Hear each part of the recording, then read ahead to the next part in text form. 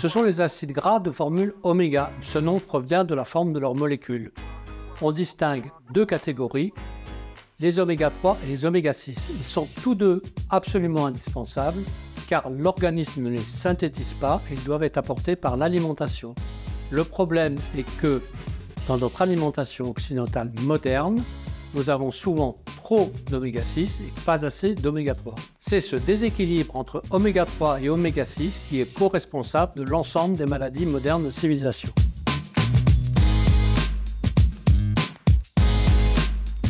Les oméga 6 sont pro-inflammatoires et sont indispensables pour nous aider à lutter contre les infections.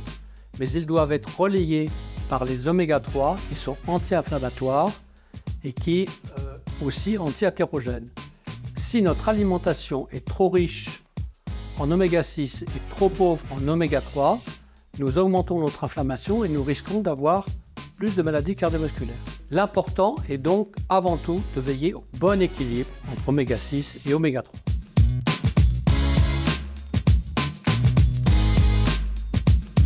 On les trouve dans les huiles, dans l'huile de colza, dans l'huile de lin et accessoirement dans l'huile de noix.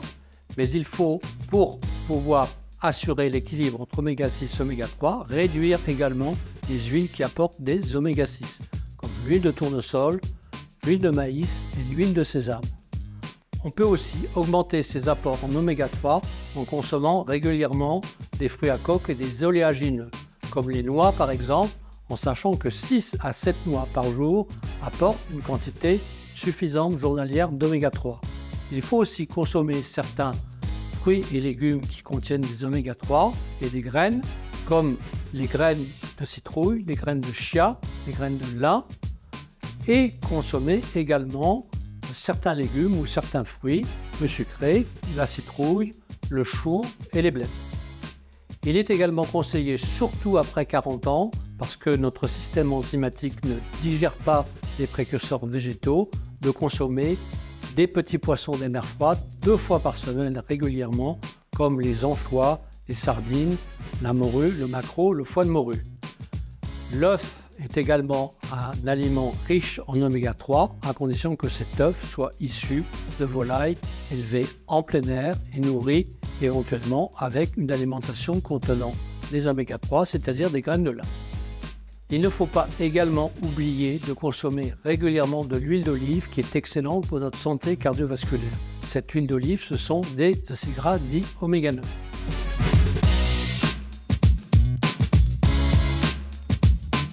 Alors, il existe un examen spécifique qui s'appelle le profil des acides gras qu'on peut faire avec une prise de sang. Et en fait, cet examen nous apportera de nombreuses informations sur le profil de nos acides gras, dont les oméga 3.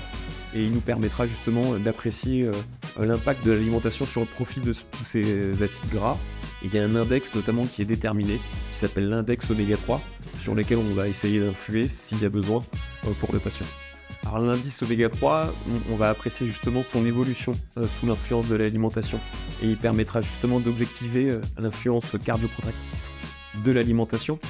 Et c'est à ce titre-là qu'il est utile de le doser dans un premier temps et même dans un second temps, après modification de l'alimentation. Et ces informations, elles sont importantes pour la prise en charge du patient.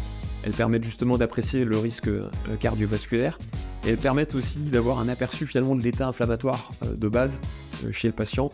Et cet état inflammatoire, il est lui prédictif d'autres maladies de civilisation. On pense notamment aux allergies, on pense aux maladies neurodégénératives qui sont aussi tout simplement le fruit sur plusieurs années du développement de ces maladies inflammatoires.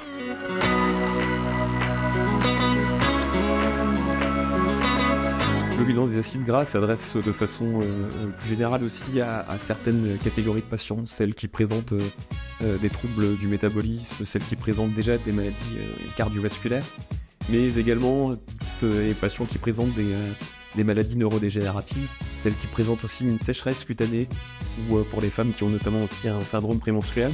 Ce sont des populations pour lesquelles le bilan des acides gras sera utile pour une meilleure prise en charge.